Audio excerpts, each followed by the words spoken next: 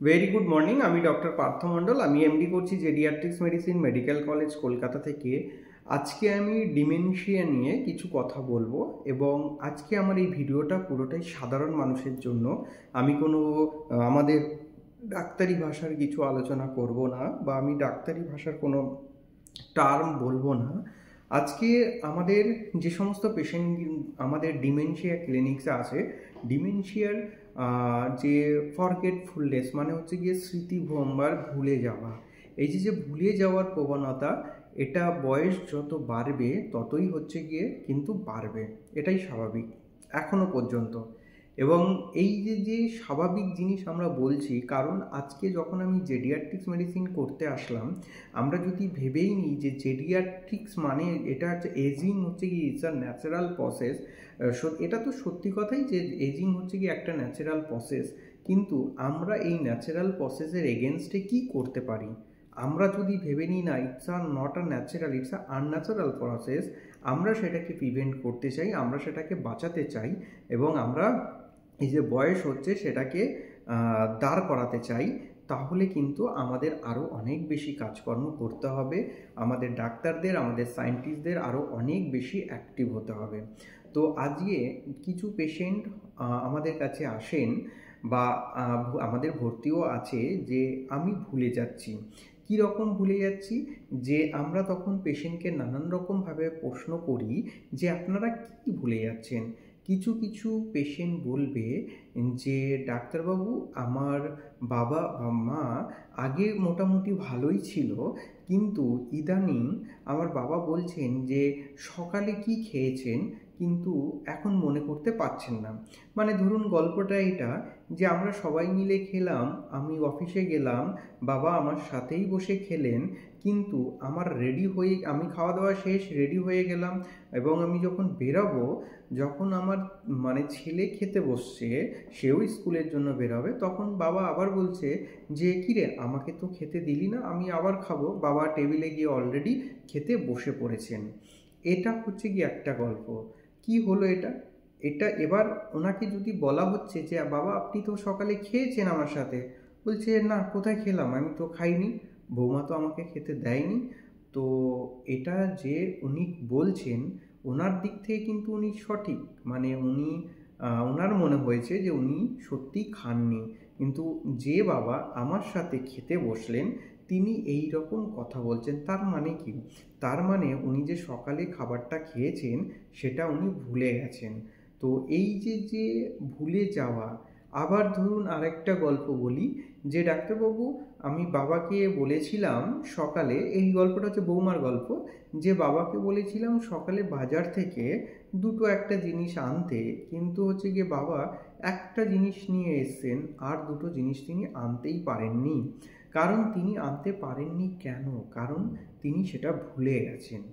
এবং আবার কিছু পেশেন্টের বাড়ির লোকের কমপ্লেন হয় যে ডাক্তারবাবু উনি মোটামুটি বাড়িতে যখন থাকেন ঠিকই থাকেন, অসুবিধা কিছু হয় না, কিন্তু উনি যখন কোনো একটা জায়গায় যান, তখন গেছেন ধরুন একটু দূরে চলে গেলে, যেটা উনি আগে যেতেন, রেগুলার যাতায়াত ছিল, কিন্তু উনি আর কিন্তু বাড়ি ফিরে আসতে পারছেন না, আমাদের আবার গিয়ে ওনাকে নিয়ে আসতে হচ্ছে। মানে ওনার এই যে নেভিগেশন প্রবলেম, মানে ওনার যে আসার যে সমস্যা, সেটাও কিন্তু শুরু হয়ে গেছে। এবং আবার কিছু কিছু পেশেন্টের যেরকম ব্যাপার আছে যে যে ভুলে, এই যে ভুলে যাচ্ছেন, যেরকম ধরুন যে কিছু কিছু ভুলে যাওয়া, যে ডাক্তারবাবু ওনার জীবনের কিছু ভালো ভালো জিনিস, যেরকম হচ্ছে গিয়ে ধরুন ওনার বিবাহ বার্ষিকী বা ওনার কলেজের দিনগুলো বা ওনার বিয়ের দিন বা ওনার মাধ্যমিক পরীক্ষার রেজাল্ট, উচ্চ মাধ্যমিক পরীক্ষার রেজাল্ট, বা এরকম আমাদের লাইফে সবারই কিছু কিছু দিন থাকে যেগুলো হয়তো আমাদের ভুলে যাওয়ার কথা নয়, কিন্তু ওই পেশেন্ট সেইগুলো ভুলে যাচ্ছে। এবং পেশেন্ট এই যে ভুলে যাচ্ছে, এই ভুলে যাওয়াটাই যদি আমি ডিমেনশিয়া বলি, এই ডিমেনশিয়ার আবার অনেক রকম টাইপ আছে। যে সব যে ডিমেনশিয়া মানেই যে অ্যালজাইমার ডিজিজ সেটা কিন্তু নয়। তবে হচ্ছে গিয়ে আজকে আমি একটু অ্যালজাইমার ডিজিজ নিয়ে একটু কথা বলি। অ্যালজাইমার ডিজিজ হচ্ছে গিয়ে সব থেকে বেশি আমাদের দেশের মানুষের, বা আমাদের দেশে নয়, ওয়ার্ল্ড ওয়াইডই সব থেকে বেশি হচ্ছে গিয়ে সাফার করে হচ্ছে গিয়ে অ্যালজাইমার ডিজিজে। এবার এই অ্যালজাইমার ডিজিজ হলে আমাদের তারও হচ্ছে কি মেমোরি লস হয়, মানে ভুলে যেতে শুরু করে, ফরগেটফুলনেস। এবং ফরগেটফুলনেসের আরও অনেক কারণ আছে। তবে যে সমস্ত, ধরুন আমি যদি 100 পেশেন্ট নিই যারা এই সমস্ত ভুলে যাচ্ছে, তার মধ্যে থেকে 60 থেকে 70% পেশেন্টই কিন্তু থাকে অ্যালজাইমার ডিজিজ। এবং এই অ্যালজাইমার ডিজিজ আমাদের কিন্তু ডায়াগনোসিস করতে হয়। তাহলে আর বাদ বাকি যে 30% পেশেন্ট, সেটা হতে পারে লুইস বডি ডিমেনশিয়া, হতে পারে হচ্ছে গিয়ে পেশেন্টের আগে পার্কিনসনিজম অ্যাসোসিয়েট হচ্ছে গিয়ে ডিমেনশিয়া, হতে পারে পেশেন্টের ফ্রন্টোটেম্পোরাল ডিমেনশিয়া, হতে পারে হচ্ছে গিয়ে ক্রুথসফেল্ড-জ্যাকবসন সিনড্রোম। তো এই সমস্তগুলো থেকেও কিন্তু পেশেন্টের একটা ডিমেনশিয়া হয়। এবং তার সাথে সাথে আমাদের যে সমস্ত ভিটামিন ডেফিসিয়েন্সি, বিশেষ করে vitamin B12 deficiency, folic acid deficiency, সেগুলোর থেকেও কিন্তু আমাদের ডিমেনশিয়া হয়। এবার আমি আমার এই যে ডিমেনশিয়া পেশেন্ট, আমি এখন সব থেকে বেশি চিন্তিত যে এই যে 60 to 70% পেশেন্ট, আমার পেশেন্ট হলো গিয়ে অ্যালজাইমার ডিজিজ। তাহলে এই অ্যালজাইমার ডিজিজ আমরা কি করে ডায়াগনোসিস করব, অ্যালজাইমার ডিজিজ হচ্ছে কি আমরা কি করে বুঝবো, এবং আমার বাবা মায়ের অ্যালজাইমার ডেভেলপ করছে কি না সেটা আমরা বাড়িতে বসে কি করে বুঝবো, এই বোঝানোর জন্যই হচ্ছে গিয়ে আমার আজকের এই ভিডিওটা। তাহলে আমার পেশেন্ট যদি অ্যালজাইমার শুরু হয়, আমাদের অ্যালজাইমারের কতগুলো স্টেজিং আছে, যেটা হচ্ছে গিয়ে প্রি ক্লিনিক্যাল। মানে ধরুন আজকে কোনো একটা পেশেন্টের অ্যালজাইমার আছে এবং তার ছেলের বয়সও প্রায় 30 বছর 35 বছর, তখন তার ছেলের প্রশ্ন থাকে যে ডাক্তারবাবু, আমার বাবার তো অ্যালজাইমার আছে, তাহলে কি আমার অ্যালজাইমার হতে পারে, বা আমার অ্যালজাইমার হচ্ছে কি না আমি কি করে বুঝবো? এই প্রশ্নটা কিন্তু আমাদের কাছে একটা বড় রকমের প্রশ্ন।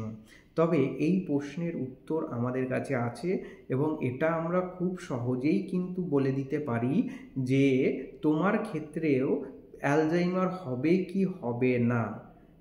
সেই জন্য যে সমস্ত পেশেন্টের বাড়ির লোকের অ্যালজাইমার আছে, এবং আপনারা অবশ্যই আপনাদের অ্যালজাইমার ডেভেলপ করছে কি না সেটা আগে থেকেই যাচাই করে নেবেন।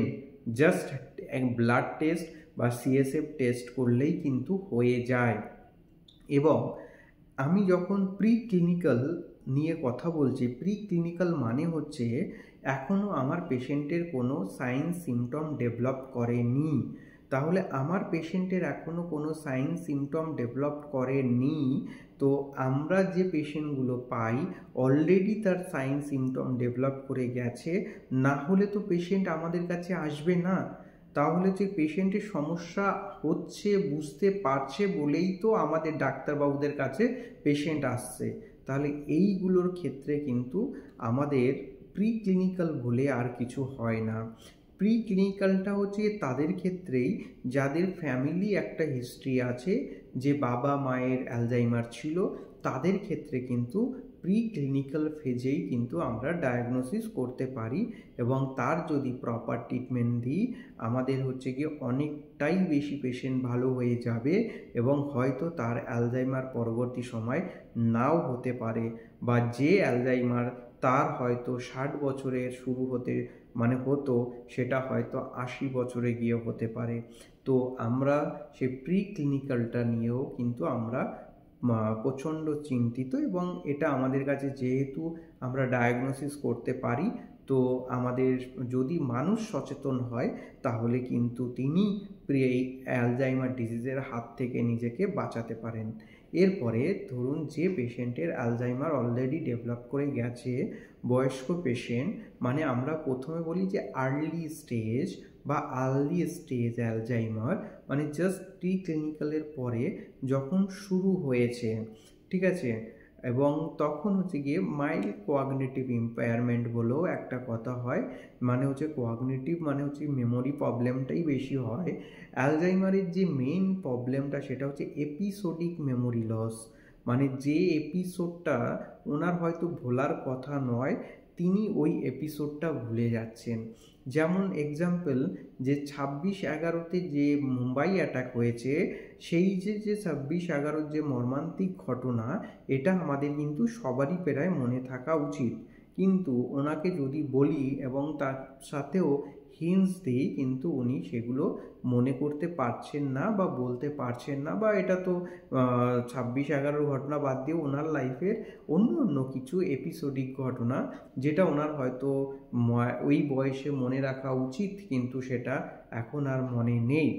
এবং এই যে আর্লি স্টেজ, যদি সেখানেও আমরা ট্রিটমেন্ট করতে পারি পেশেন্টের, তাহলেও কিন্তু আমাদের খুব ভালো রেসপন্স আমরা পাই। এরপরে হচ্ছে গিয়ে মানে মিডিল স্টেজ, তারপরে হচ্ছে গিয়ে লেট স্টেজ, তারপরে হচ্ছে গিয়ে এন্ড স্টেজ। এন্ড স্টেজ মানে হচ্ছে গিয়ে পেশেন্ট টোটালটাই হচ্ছে গিয়ে বেড রিডেন অবস্থায়, মানে বেড রিডেন হয়ে গেছে। তো সেই সময় কিন্তু আমাদের হাতে আর তেমন কিছুই থাকে না। পেশেন্টের যেহেতু মাসেলসগুলো উইক হয়ে যায়, পেশেন্ট হচ্ছে গিয়ে অ্যাসপিরেশন নিউমোনিয়াতে কিন্তু পেশেন্ট আমার মারা যায়।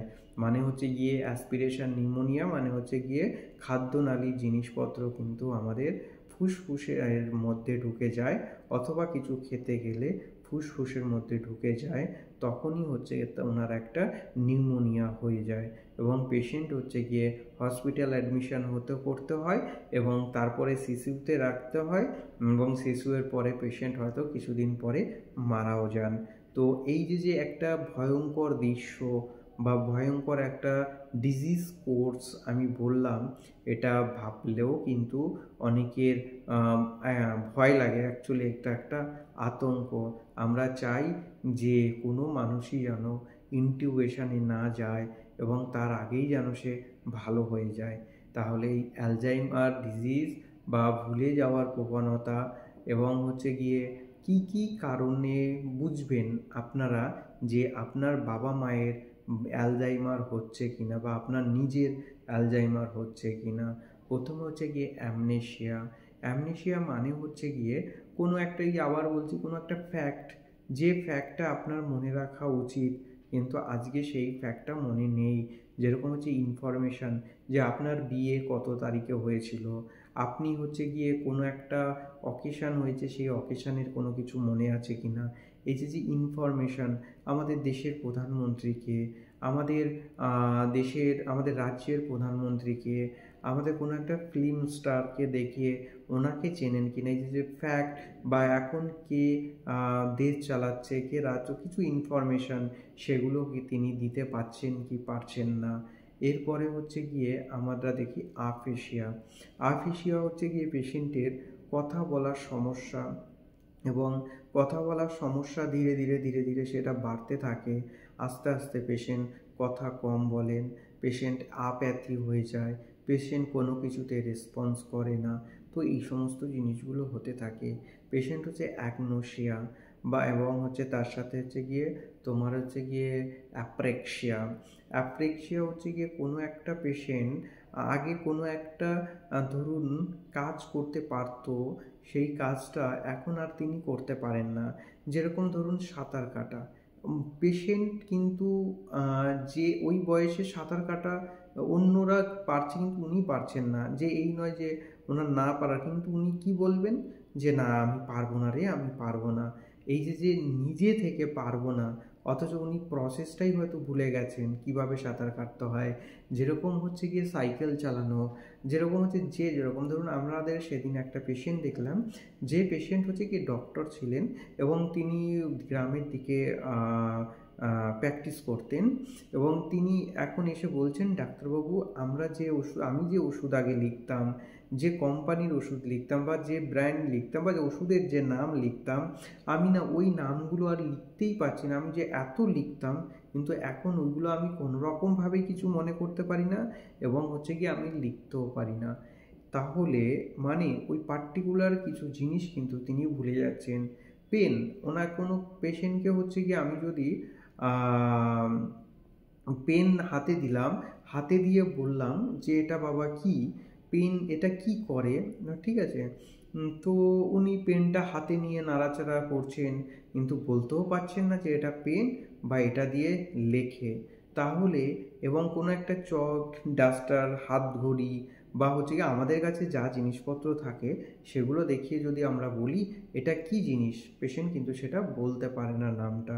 এবং আমরা যদি বলি কিছু অর্ডার করি, যেরকম ধরুন এইটাকে এখানে রাখুন, পেনটাকে ফোনের পাশে রাখুন, ফোনটাকে পেনের পাশে রাখুন, আমার যে কমেন্টগুলো কিন্তু পেশেন্ট কিন্তু কোনোই ফলো করতে পারছে না। মানে পেশেন্টকে আমি যেরকমই মানে আনএবল টু ওয়ার্ক, মানে হচ্ছে any performance any work, patient কোনো কাজ করতেই পারছেন না বা করতে চাইছেনও না। তো এই সমস্ত সমস্যা যদি থাকে তাহলে কিন্তু আমাদের পেশেন্টের অ্যালজাইমার ডিজিজ হয়েছে বলেই আমরা ধরে নিই। এবং এটা হচ্ছে কি ক্লিনিক্যালভাবে, এবং এরপরে হচ্ছে কি আমাদের নানা রকম টেস্ট আছে, যেরকম আমরা ব্রেনের এমআরআই করাই, ব্রেনের এফডিজি স্ক্যান বা পেট স্ক্যান করাই। এগুলো থেকে আমরা বুঝতে পারি যে আমাদের ব্রেনের পোর্শন, মানে যে এই মস্তিষ্কের কোন কোন জায়গাগুলো কীরকম আছে, কতটা কাজ করছে, কোন জায়গা কতটা অ্যাক্টিভ, সেগুলো কিন্তু আমরা বুঝতে পারি। আমাদের যেরকম অ্যালজাইমার ডিজিজটা একদিনে হয় না, যার অলরেডি ডেভেলপ করে গেছে সাইন সিমটমস, তার কিন্তু অনেক দিন আগে থেকেই শুরু হয়েছে। তাই আমার এই ভিডিও বানানো আপনাদের মানে উদ্দেশ্যে এটাই, যে যখনই কোনো পেশেন্ট নিজের মনে হচ্ছে যে আমি তো এটা ভুলে যাচ্ছি, প্লিজ আপনারা দয়া করে আপনাদের ডাক্তারবাবুকে, নিউরোলজিস্ট বা জিডিয়াট্রিক্স মেডিসিন কে ডক্টরবাবু যারা আছেন ওনাদের দেখান।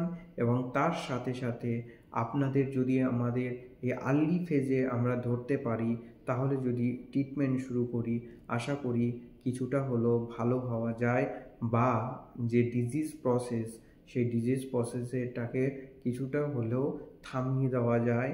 যেটা যে ক্ষয়ক্ষতিটা আপনার 10 বছরে হতো, সেই ক্ষয়ক্ষতিটা তো হয়তো 30-40 বছর ধরে হবে। তো আপনার সব কিছুই ধীরে ধীরে ধীরে ধীরে ড্যামেজ হবে। তো এটাও হচ্ছে কি আমাদের কাছে কিন্তু একটা বড় চ্যালেঞ্জিংয়ের জায়গা, বা আপনারা যাতে ভালো থাকেন সেই জন্যই আমার এই ভিডিওটা বানানো। আপনারা সবাই ভালো থাকবেন, বাবা মায়ের খেয়াল রাখবেন, বাবা মাকে বেশি করে টাইম দিন এবং ওনাদের কথা শুনুন। ওনাদের যদি ভাবেন যে না ওনারা তো ওনাদের মতন আছেন, তাহলে কিন্তু আপনি ভুল করছেন। কারণ আগে বাবা মা, তারপরে হচ্ছে সব কিছু। আপনারা সবাই ভালো থাকবেন এই বলে আজকের আমার এই ভিডিও শেষ করছি। নমস্কার।